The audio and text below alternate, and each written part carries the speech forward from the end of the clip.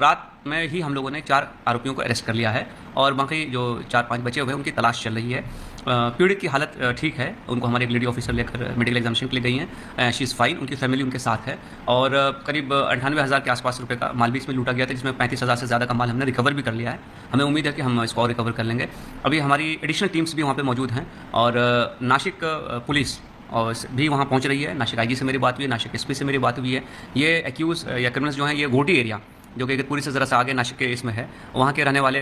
हैं और उनका जो गैंग लीडर है वो हमें मिल गया है। हम उनका प्रीवियस रिकॉर्ड भी चेक करवा रहे हैं और मुझे लगता है कि हम जल्द ही सारे आरोपियों को पकड़ेंगे and we will see to it कि this is a perfect investigation and we will see to it कि these people who have committed such kind of heinous crime are taken to task and they face the full fury of law. Sir आपने detect तो कर लिया crime, लेकिन सबसे बड़ा सवाल हर वक्त यही लोग उठाते हैं कि महिलाओं की सुरक्षा का क्या, क्योंकि जिस तरह से ये 8 लुटेरों ने मिलकर महिला के साथ दुर्व्यवहार करने की कोशिश की, ऐसे में आप पैसेंजर्स को कैसे अश्योर करेंगे कि आने वाले भविष्य में ऐसा कुछ नहीं होगा, क्योंकि रात का समय है, सारे पैसेंजर सोए थे, रिलैक्स में थे और ऐसे में इस तरह का एम्बुश होना मतलब काफी सुरक्षा को लेकर काफी चिंताजनक का रेप किया। तो आइए जानते हैं कि उस ट्रेन में क्या हुआ। नमस्कार दोस्तों, आपका स्वागत है हमारे चैनल के एक और नई वीडियो में। आज की कहानी जो हम आपको सुनाने जा रहे हैं ये शुरू होती है एक चलती ट्रेन से, जिस ट्रेन का नाम होता है पुष्पक एक्सप्रेस, जो कि लंबी दूरी का सफर तय कर रही होती है। जहां कुछ ऐसा हादसा एक महिला के साथ होता है जिसे चाहकर के भी लोग रोक नहीं पाते हैं। इतनी भीड़ में भी एक महिला जो अपने पति के साथ उस ट्रेन में सफर कर रही थी और उसके अलावा बाकी लोग भी ट्रेन में मौजूद होते हैं और साथ ही में ट्रेन में लूटपाट के लिए उसी डब्बे में और भी बहुत सारे लोग चढ़ जाते हैं और चलती ट्रेन में कुछ ऐसा हो जाता है जिसकी खबर किसी को भी नहीं लगती। क्योंकि देखिए कभी कभी क्या होता है कि हम कुछ ऐसे सुनसान रास्ते पे गुजर रहे होते हैं जहां हमारे ही सामने कई तरह के ऐसे अपराध हो जाते हैं जिन्हें हम देखकर भी कुछ नहीं कर पाते हैं, क्योंकि सिचुएशन ही हालात ही ऐसी हुई रहती है। वहां पे ये कुछ ऐसा ही हुआ कि हमारे हाथ में बंदूक है लेकिन हम चला नहीं सकते, जबकि हमें दिख रहा होता है कि सामने वाला वो मुसीबत में फंसा हुआ है और उसे हमारी जरूरत है और वो हमारे सामने मदद की गुहार भी लगाता है, लेकिन फिर भी हम मजबूर होते हैं और उसकी मदद नहीं कर पाते हैं। तो आज के इस कहानी में भी ऐसे ही कुछ हालात बने हुए हैं। तो आज हम आपको बताएंगे अगर कोई आपसे कोई मदद की गुहार लगाता है तो आपको वहां से बच के भागना नहीं चाहिए, उसकी मदद करना चाहिए, बल्कि ये भी सोचना चाहिए कि किस तरीके से हम उसकी सहायता कर सकते हैं जिससे हमें भी ना कुछ दिक्कत पहुंचे और सामने वाले की भी मदद पहुंच जाए। ऐसे कुछ तरकीब हमें सोचनी चाहिए क्योंकि इससे ही हमारी इंसानियत का पता चलता है। और वैसे भी अब तो शासन, प्रशासन और सरकार ने कुछ ऐसे भी नंबर प्रोवाइड कर दिए हैं, अगर कोई भी उस नंबर पे कॉल करता है तो तुरंत ही उसे सहायता मिल जाएगी और किसी को पता भी नहीं चलता कि आखिरकार कॉल किसने किया और मदद किसने किया और आप भी आसानी से बच सकते हैं और इससे आप भी एक मजबूर की मदद कर पाएंगे। तो आइए आज ये जो सच्ची घटना हम आपको सुनाने जा रहे हैं इसमें भी कुछ ऐसा ही सिचुएशन बना हुआ है। कुछ लोगों ने अपनी जान को जोखिम में डालकर कैसे लोगों को बचाया। ये सच्ची घटना की शुरुआत होती है एक एक्सप्रेस ट्रेन से जिसका नाम है पुष्पक एक्सप्रेस ट्रेन, जो कि लखनऊ से चल के मुंबई के लिए जाती है और ये रोजाना एक लंबा सफर तय करती है और ये वारदात 8 अक्टूबर 2021 की है। रात के लगभग 8 बजे थे जब ये ट्रेन कई शहरों को पार करते हुए तेजी के साथ सीधा महाराष्ट्र की सीमा पे प्रवेश कर देती है और वहां जिला औरंगाबाद के इगतपुरी इलाके में पहुंचती है और जैसे ही ये इगतपुरी रेलवे स्टेशन पर जाकर रुकती है अचानक ही ट्रेन के अंदर लगभग 8 लोग चढ़ जाते हैं और वो 8 लोग कोई मामूली लोग नहीं होते हैं, ये बहुत ही शातिर और बदमाश किस्म के लोग होते हैं जो स्लीपर कोच के D2 डब्बे में चढ़ जाते हैं। उसी डिब्बे में और भी कुछ साधारण लोग भी सवार होते हैं और ऐसे ही ट्रेन जब धीरे धीरे आगे बढ़ती रहती है तो वैसे वैसे ही उस ट्रेन के स्लीपर डिब्बे में यात्रियों की संख्या कम होती रहती है और ये जो स्लीपर डिब्बा था इसमें भी यात्री ज्यादा नहीं थे, केवल 15 से 17 या तो 20 रहे होंगे। बाकी पूरा डिब्बा वो खाली पड़ा हुआ था, यानी कि पूरा बोगी खाली पड़ा हुआ था। पर ये 8 बदमाश जब ये डब्बे में चढ़ते हैं तो इनके हाथों में हथियार होता है जिसे देखकर सभी लोग डर जाते हैं और घबरा जाते हैं, क्योंकि उन्होंने महज 2 या 3 घंटों के अंतर ही जितने भी लोग उस ट्रेन में बैठे हुए थे उनका सारा सामान छीन कर रख लिया। जितने भी उनके पास मोबाइल, जेवरात और जो भी जरूरत का सामान था उसे उन्होंने अपने कब्जे में ले लिया और अब उन्हें इंतजार था कि अगला रेलवे स्टेशन कब आए और वो वहां से उतरकर भाग जाए। लेकिन अभी अगला स्टेशन आने में काफी वक्त था और जब तक वो ट्रेन के अंदर थे तब तक वो बदमाश कुछ न कुछ हरकत करते रहते हैं। किसी को छेड़ते रहते हैं, किसी को परेशान करते रहते हैं। और उसी में से एक बदमाश का नजर एक 20 या 21 साल के महिला के ऊपर पड़ता है, जो बाकायदा अपने पति के साथ उसी बोगी में बैठी हुई थी, उसी ट्रेन में सफर कर रही थी। और जैसे ही उस बदमाश की नजर उस महिला पर पड़ती है, वो उसे देखकर अश्लील इशारे और गंदे इशारे करने लगता है। हालांकि वो महिला पहले तो इग्नोर करती है उस आदमी को, लेकिन जब वो दोबारा कुछ ऐसी हरकत करता है तब वो महिला विरोध करती है और बताने लगती है सबको चिल्ला चिल्ला कर। और जैसे ही वो महिला विरोध करती है, वो बदमाश उससे बहुत ही ज्यादा चिढ़ जाता है। उसके मंसूबे और भी बढ़ जाते हैं और बढ़ते बढ़ते वो उस महिला का हाथ भी पकड़ लेता है और उसके साथ जबरदस्ती करने लगता है। और देखिए, हैरानी वाली बात ये थी कि उसका पति भी उसी के बगल में मौजूद था। उसी के सामने ये लोग उस महिला के साथ बदतमीजी कर रहे थे, छेड़छाड़ कर रहे थे। हालांकि उसके पति ने भी जबरदस्त तरीके से विरोध किया, उसे बहुत ही गुस्सा आया और जब भी वो विरोध ज्यादा करने लगा, उन बदमाशों की हरकतें भी ज्यादा हो गई,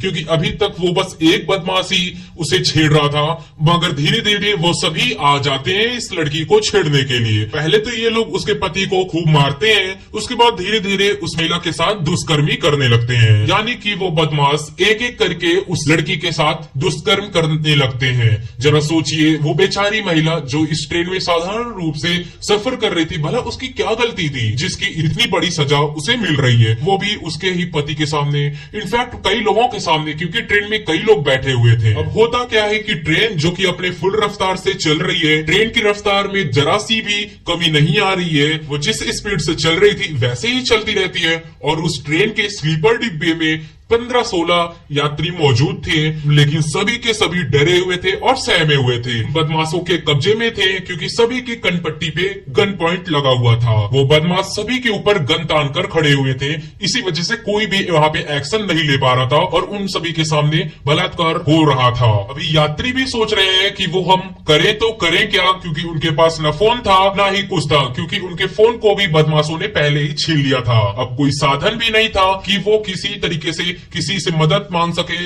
या किसी को बुला सकते हैं, या पुलिस को बुला सके, या फिर खुद को ही बचा सके। ऐसा कुछ भी उनके पास साधन नहीं था। हालांकि एक दो लोगों ने बहुत ही ज्यादा हिम्मत और साहस के साथ चैन पुलिंग करने के लिए दौड़े, मगर वहां पे भी एक दो बदमाश खड़े हुए थे और उनके पास कोई भी मौका नहीं मिला चैन पुलिंग करने के लिए भी। और इसी तरह ये सफर चलता रहता है और उस महिला के साथ बारी बारी से एक एक बदमाश बलात्कार करते और चले जाते हैं। उसका पति बार बार विरोध करता है, उनके सामने गिड़गिड़ाता है, हाथ पैर जोड़ता है, उनके पैर पकड़ता है कि मेरी पत्नी को छोड़ दो, रहम की भीख मांगता है, मगर किसी को भी उस पर तरस दया नहीं आती है। और तरस आता भी क्यों? क्योंकि उन बदमाशों के चेहरे पर जरा सा भी डर ना पुलिस का था और ना ही किसी प्रशासन का और ना ही ऊपर वाले का खौफ था बदमाशों के ऊपर। केवल अपने काम को अंजाम दे रहे थे और पुष्पक एक्सप्रेस अपने रोजमर्रा के स्पीड से चल रही थी। और उस ट्रेन में ना कि बाकी डिब्बों में बैठे हुए यात्री जानते थे कि उनके ट्रेन में क्या हो रहा है, और ना ही उस ट्रेन को चलाने वाला ड्राइवर कुछ जानता था कि आज उसके ट्रेन में कुछ ऐसा हादसा हो रहा है जो शायद इतिहास बन जाएगा। और अगर ट्रेन ड्राइवर को भी मालूम होता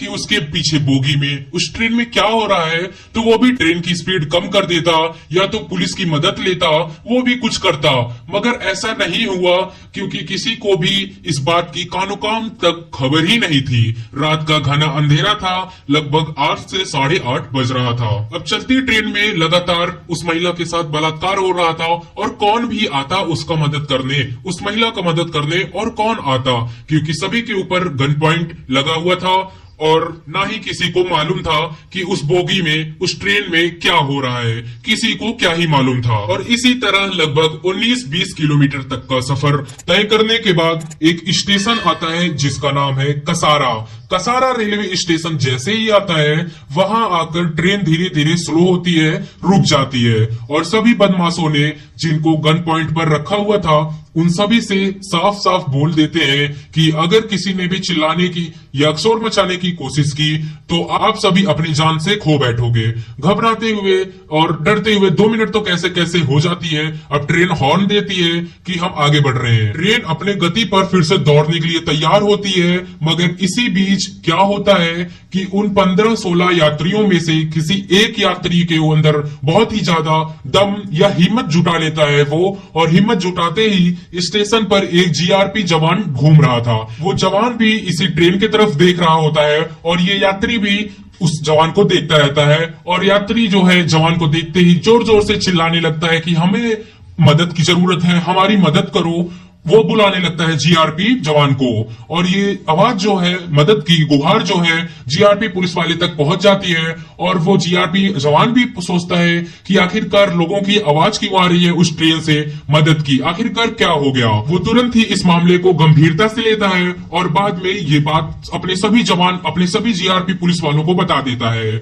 और फौरन वो सभी यहाँ पे स्टेशन पर पहुंच जाते हैं। मगर देखिए, हैरान कर देने वाली बात ये भी थी, जीआरपी के जवान को ये नहीं मालूम था ट्रेन के अंदर क्या चल रहा है और कैसे इन लोगों की मदद करना है। हालांकि वो सभी जवान अपने अपने हथियारों को लेकर के उस स्लीपर डिब्बे में घुस जाते हैं, और जैसे ही वो इसके अंदर जाते हैं तो डब्बे में भगदड़ मच जाती है, और भगदड़ मचने के बाद जो 4 बदमाश होते हैं वो उतर के भाग जाते हैं, लेकिन बाकी के उनके साथी 4 जो है वो ट्रेन में ही रह जाते हैं, जिनको जीआरपी पुलिस वाले दबोच लेते हैं, और दबोचने के बाद पुलिस उन्हें हवालात में बंद कर देती है, और साथ ही साथ उस महिला को जिसके साथ बलात्कार किया जा रहा था उसको भी तुरंत मेडिकल चेकअप के लिए भेज दिया जाता है, और उसी के साथ साथ उसके पति को भी, जो जिसे सभी लोग मारे हुए थे मगर उतनी चोट नहीं लगी थी, उसका भी मेडिकल चेकअप के लिए भेज दिया जाता है। और जब उसके पति ने इस पूरे वाकया को पुलिस से बताया और सभी लोगों से बताया,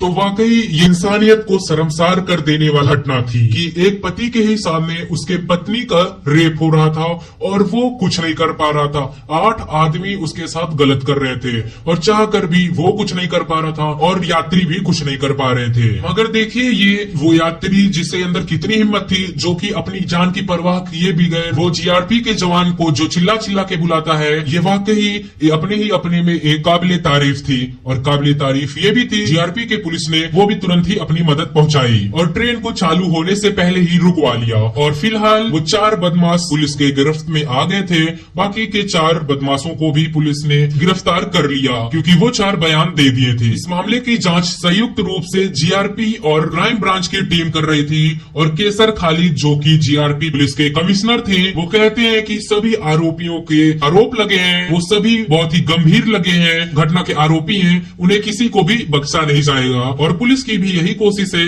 कि इस मामले को फास्ट ट्रैक कोर्ट में चलाएं, ताकि जल्दी से जल्दी उस महिला को और बाकी लोगों को न्याय मिल सके। इसलिए कहा जाता है कि जिंदगी में रिस्क लेना भी बहुत ही अच्छा है, रिस्क लेना चाहिए। जब किसी की जान पर आ जाए उन्हें बचाना चाहिए, चाहे जैसे उन्हें बचाना चाहिए, पूरी हिम्मत दिखाना चाहिए, हर एक मुसीबत को डट कर उसका सामना करना चाहिए। तो दोस्तों, ये थी आज की एक सच्ची घटना। खैर, अगर आप लोग यहाँ तक वीडियो देख लिए तो बहुत बहुत शुक्रिया। आप लोग प्लीज चैनल को सब्सक्राइब कर दीजिएगा और वीडियो को भी लाइक कर दीजिएगा, और कमेंट में आप लोग भी अपना ओपिनियन दे सकते हैं। चलिए मिलते हैं किसी दूसरे वीडियो में किसी दूसरे टॉपिक के साथ, तब तक के लिए आप लोग अपना ध्यान रखिए।